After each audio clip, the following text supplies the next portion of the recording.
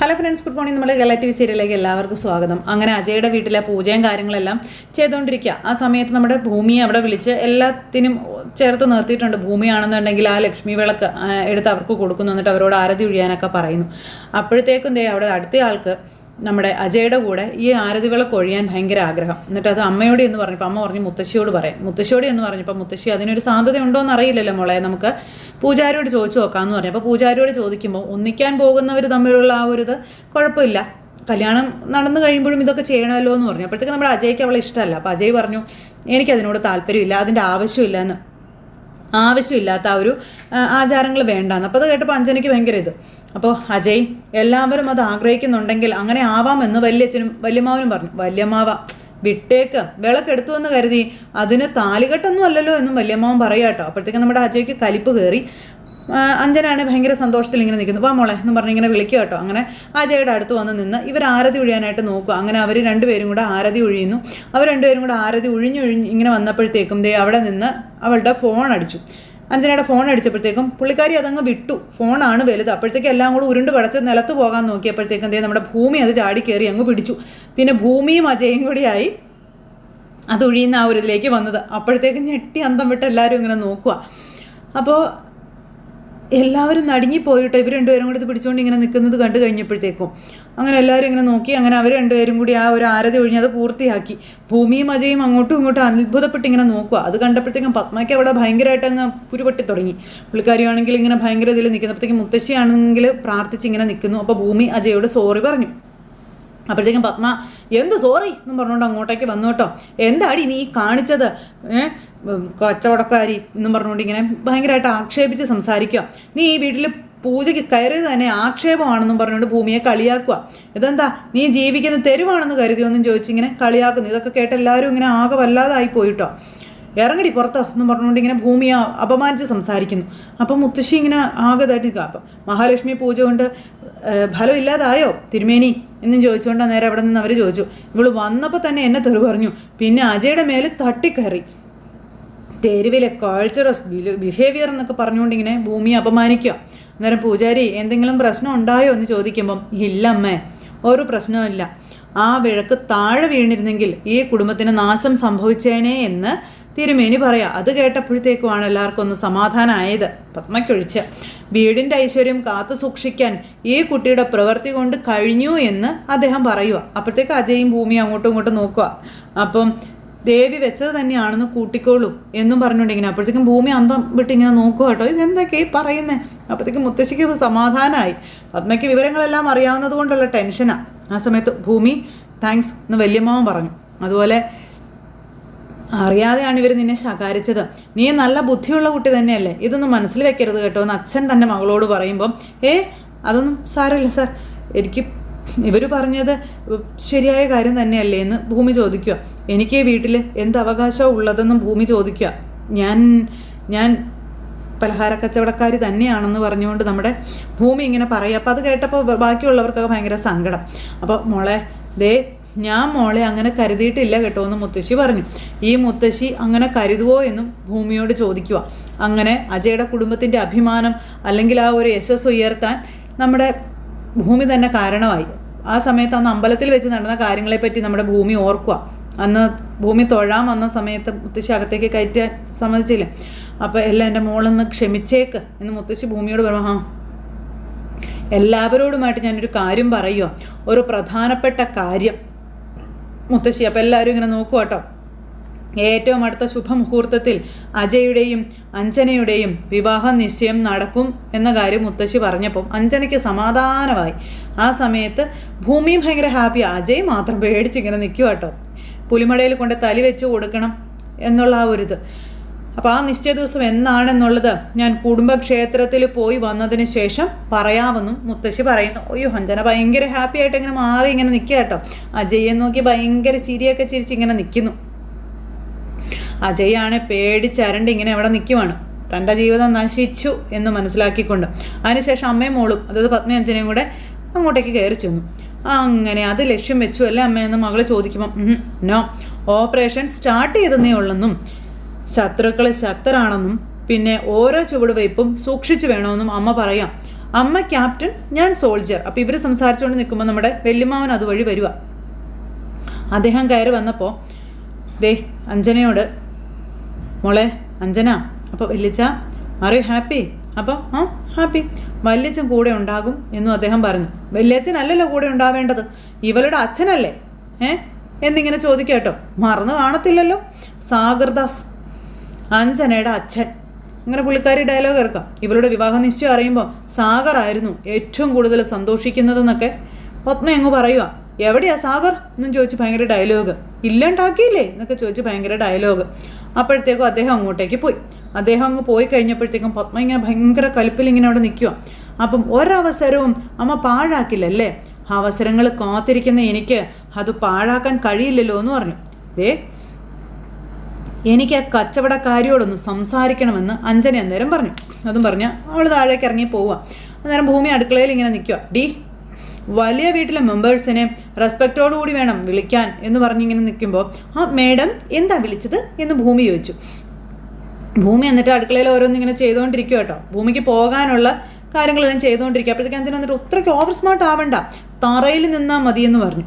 അപ്പോൾ തറയിലാണെന്നറിയാം എന്നും പറഞ്ഞുകൊണ്ട് ഇങ്ങനെ പറയുമ്പോൾ മേഡം ഉദ്ദേശിക്കുന്നത് എന്താണെന്ന് എനിക്ക് മനസ്സിലായി. അതെ, ആ വിളക്ക് താഴെ പോകുമെന്ന് കരുതിയാൽ ഞാൻ പിടിച്ചതാ. Four what? ഓഫ്, അതെനിക്ക് അറിയില്ല. അപ്പം അങ്ങനെ ചെയ്യണമെന്നാണ് എനിക്ക് തോന്നിയത്. അപ്പം നീ ആരോടി അത് ചെയ്യാൻ? നിന്നെ അതിനാരെങ്കിലും ചുമതലപ്പെടുത്തിയോ? അപ്പോഴേക്കും എന്താ മേഡം, എടി പോടിയെന്നൊന്നും വിളിച്ച് സംസാരിക്കരുത് കേട്ടോ. നീയൊക്കെ തെരുവ് സ്റ്റൈലല്ലേടി. ആ നിലയിലാണ് ഞാൻ നിന്നോട് സംസാരിക്കുന്നതെന്ന് പറയുമ്പം ഞാൻ തെരുവാണെങ്കിലേ അതിലും വലിയ തെരുവ് സംസ്കാരത്തിലാണ് നീ ഇപ്പോൾ സംസാരിക്കുന്നതെന്ന് പറഞ്ഞു. നിനക്ക് ആഗ്രഹമുണ്ടല്ലേ ഈ വീട്ടിൽ കടന്നുകൂടാൻ? മുത്തശ്ശിയെ നീ വശത്താക്കി.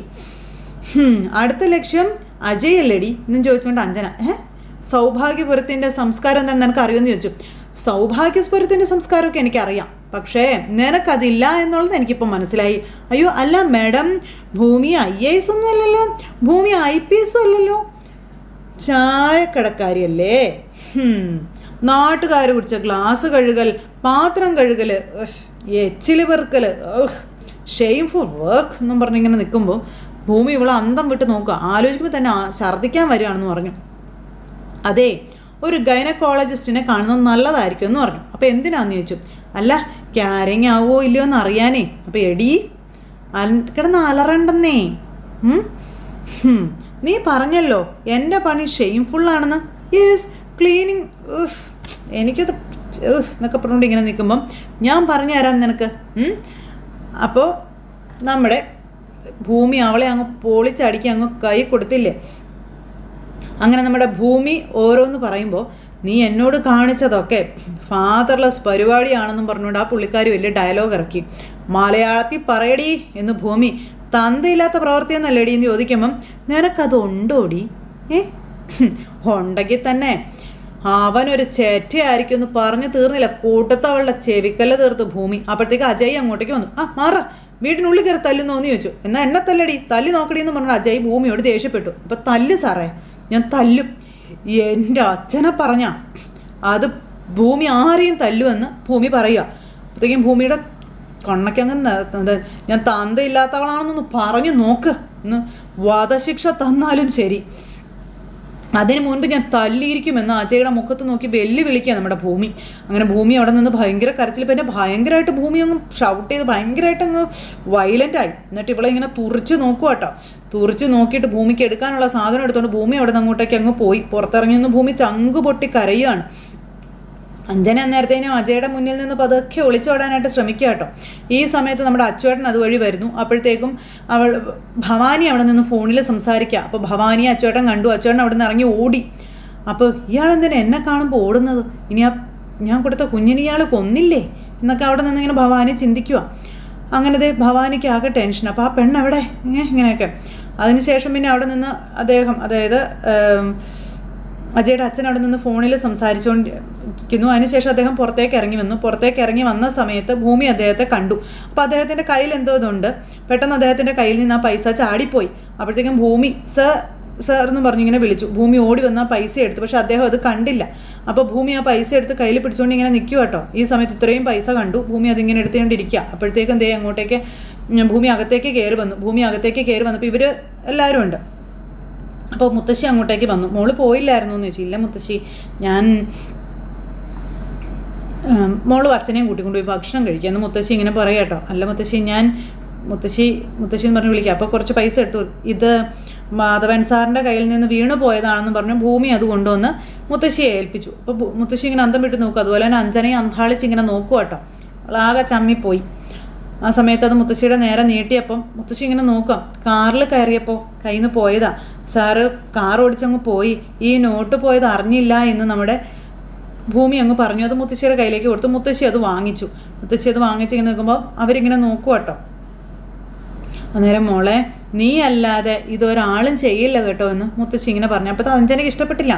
നീ എന്നും നല്ലൊരു കുട്ടിയായിട്ട് വരണം കേട്ടോ എന്നും പറഞ്ഞുകൊണ്ട് മുത്തശ്ശി അതിൽ നിന്ന് കുറച്ച് പൈസ എടുത്ത് ഇങ്ങനെ ഭൂമിക്ക് കൊടുക്കുക. ഇതെൻ്റെ മോള് വെച്ചോ എന്ന് പറഞ്ഞിങ്ങനെ കൊടുക്കുമ്പോൾ ഭൂമി ഇങ്ങനെ നോക്കുക. മോളുടെ സത്യസന്ധതയ്ക്ക് ഈ മുത്തശ്ശിയുടെ വക ഒരു കൊച്ചു സമ്മാനമാണെന്ന് പറഞ്ഞു. ഇതൊന്നും അഞ്ജനയ്ക്ക് പിടിക്കുന്നില്ല. അയ്യോ, എനിക്കിതൊന്നും വേണ്ട മുത്തശ്ശി എന്ന് ഭൂമി അന്നേരം പറഞ്ഞു കേട്ടോ. അങ്ങനെ വാങ്ങിയാൽ അത് കൈക്കൂലിയായി പോകുമെന്ന് നമ്മുടെ ഭൂമി പറയുക. അപ്പോൾ ഇവർ നോക്കും. അപ്പോൾ ശരി മുത്തശ്ശി, ഞാൻ ഇറങ്ങുകയാണേ എന്ന് പറഞ്ഞുകൊണ്ട് ഭൂമി അവിടെ നിന്ന് പോയി. ഭൂമിയുടെ സ്വഭാവമൊക്കെ കണ്ടു കഴിഞ്ഞപ്പോൾ അഞ്ജനയ്ക്ക് സുഖിക്കുന്നില്ല. എന്ത് നല്ല മോളാ ഇവള് അല്ലേ അമ്മേ എന്നേരം അജയുടെ അമ്മ. ആദ്യമായി കണ്ട ദിവസം തന്നെ എനിക്ക് ഇഷ്ടമായതാ അവളെ എന്ന് മുത്തശ്ശി പറയാം. മുത്തശ്ശി, അവൾ ഈ രൂപ കൊണ്ട് തന്നതുകൊണ്ടല്ലേ ഇങ്ങനെ പറയുന്നത് എന്ന് അഞ്ജന ചോദിക്കും. ഈ കാശ് വീഴുന്നത് പലരും കണ്ടു കാണുമെന്ന് അന്നേരം പറയാം. അതുകൊണ്ട് അവൾ എടുത്തുകൊണ്ട് തന്നത്, ഇല്ലെങ്കിൽ അടിച്ചു മാറ്റിയാനെ. അങ്ങനത്തെ വർഗവാ. അപ്പം എന്താ നീ പറഞ്ഞത് എന്ന് മുത്തശ്ശി അഞ്ജനയോട്. നല്ലതിനെ നല്ലതെന്ന് പറയാൻ ആദ്യം പഠിക്കണം കേട്ടോ എന്ന് ചോദിച്ചു മുത്തശ്ശി. ദാരിദ്ര്യം മനുഷ്യൻ സ്വയം ഏറ്റെടുക്കുന്നതൊന്നുമല്ല. ദരിദ്രരെല്ലാം മോശപ്പെട്ടവരാണെന്ന് നിന്നോട് ആരാ പറഞ്ഞതെന്ന് മുത്തശ്ശി ചോദിച്ചു. ഭൂമി ഒരു ദരിദ്ര കുടുംബത്തിൽ ജനിച്ചത് അവളുടെ തെറ്റുകൊണ്ടാണോ? നീ ഇപ്പം ഈ വീട്ടിൽ വന്ന് ജനിച്ചത് നിന്റെ ഗുണം കൊണ്ടാണോ എന്ന് ചോദിച്ചു. ഇതൊക്കെ ഭഗവാന് നിരക്കാത്ത വർത്തമാനങ്ങൾ മേലാ പറഞ്ഞേക്കരുതെന്ന് പറയുമ്പോൾ സോറി മുത്തശ്ശി എന്ന് പറഞ്ഞ അഞ്ജന ചമ്മി നാറി അവളങ്ങ് പോയി. അത് കഴിഞ്ഞപ്പോഴത്തേക്കും ദേ അമ്മേ വന്ന് കഴിക്കാം, അപ്പം ഞാൻ വരാം മോളെ. ദേ നീ മാധവനെ വിളിച്ച് കാശ് കിട്ടിയ കാര്യം പറയുകയാണ് അമ്മ. പൈസയും കൊടുത്ത് വിട്ടു. അത് കഴിഞ്ഞപ്പോൾ അമ്മ ഇങ്ങനെ അവിടെ നിൽക്കുക. കുറച്ച് കഴിഞ്ഞപ്പോൾ അച്ചുവേട്ടൻ അങ്ങോട്ടേക്ക് വന്നു കേട്ടോ. ഇതെന്താ അച്ചുവേട്ടാ, മോളെവിടെ? പെട്ടെന്ന് വരുമെന്നും പറഞ്ഞു പോയിട്ട് എത്ര നേരമായി? അപ്പോഴത്തേക്കും അവിടെ ഒരു മുത്തശ്ശി ഉണ്ടെന്നും ഭൂമിയുടെ അച്ഛനെന്ന് പറഞ്ഞപ്പം എന്തൊരു സ്നേഹമായിരുന്നെന്ന് അറിയോ? അപ്പോൾ പൂജ തീരുന്നവരെ നിൽക്കണം, ഭക്ഷണം കഴിച്ചിട്ടേ പോകാവുള്ളൂ എന്നൊക്കെ പറഞ്ഞു. അപ്പോൾ മോനുവല്ലി മോള് നമ്മുടെ ഭാഗ്യമാണെന്ന് പറഞ്ഞെന്നും പറയുക. ആ ഭാഗ്യം കൈവിട്ട് പോകുമോ എന്നൊരു പേടി.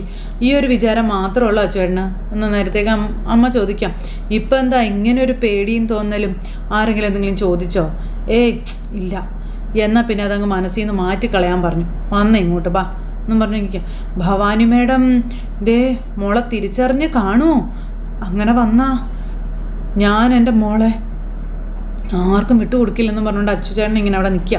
അത് കഴിഞ്ഞപ്പോഴത്തേക്കും എന്തേ ഭൂമി അങ്ങോട്ടേക്ക് വന്നു. അച്ഛൻ ഇതെന്ത് പണി കാണിച്ചേ, ഇങ്ങോട്ട് പോകുന്ന എന്തിനാന്ന് ചോദിച്ചു. മോളവിടെ വലിയ വലിയ ആൾക്കാരുടെ കൂടെയൊക്കെ നിൽക്കുമ്പോൾ ഞാൻ അവിടെ നിന്ന് ശരിയാവില്ല മോളെ എന്ന് അച്ചുവേട്ടൻ. ആരാ വലിയ ആള്? അച്ഛനേക്കാൾ വലിയ ആളാരാ? എൻ്റെ അച്ഛനാണ് ഈ ലോകത്തിലെ ഏറ്റവും വലിയ ആളെന്ന് ഭൂമി. പിന്നെ ആ വീട്ടിൽ എല്ലാവരും നല്ലവരാ, മുത്തശ്ശിയാണ് സൂപ്പർ എന്ന് പറഞ്ഞപ്പോഴത്തേക്കും ചേട്ടന് പേടിയായി. എനിക്ക് ഒരു മുത്തശ്ശിയെ വേണം, അതിന് ഞാനവിടെ പോകാനാണെന്ന് അച്ചേട്ടൻ ചോദിക്കുമ്പം അതൊന്നും എനിക്കറിയില്ല കേട്ടോ. ഇപ്പോഴേ ഈ മുത്തശ്ശിമാരെ വേണ്ടാത്ത ന്യൂജൻ പിള്ളേരുണ്ടല്ലോ ഇല്ലേ, അവരെ എക്സ്ചേഞ്ച് മേളയിൽ മുത്തശ്ശിമാരെ വിൽക്കുമെന്ന് വരെ കേൾക്കണുണ്ട്. നമുക്ക് ഒരാളെ അങ്ങ് വാങ്ങിയാലോ? അപ്പം മുത്തശ്ശി, വല്യച്ഛൻ, അപ്പച്ചി, അമ്മായി, അമ്മാവൻ, കുട്ടികൾ, സ്വാഭാഗ്യപുരത്തെ പോലെ ഒന്ന് വീണു പോയാലേ താങ്ങി നിർത്താൻ ഒത്തിരി ആളുകൾ. അങ്ങനെ അത് കേട്ടപ്പോഴത്തേക്ക് അച്ചുവേട്ടൻ്റെ ചങ്കൊന്ന് ഇടഞ്ഞു. അദ്ദേഹം ഇങ്ങനെ ആകെ വിഷമിച്ചിങ്ങനെ നിൽക്കുന്ന ഒരു സിറ്റുവേഷൻ കാണിച്ച് ഇന്നത്തെ കഥ അവസാനിച്ചു. അപ്പോൾ എല്ലാവരും കാത്തിരുന്ന് കാണണേ. എല്ലാവർക്കും ടാറ്റാ.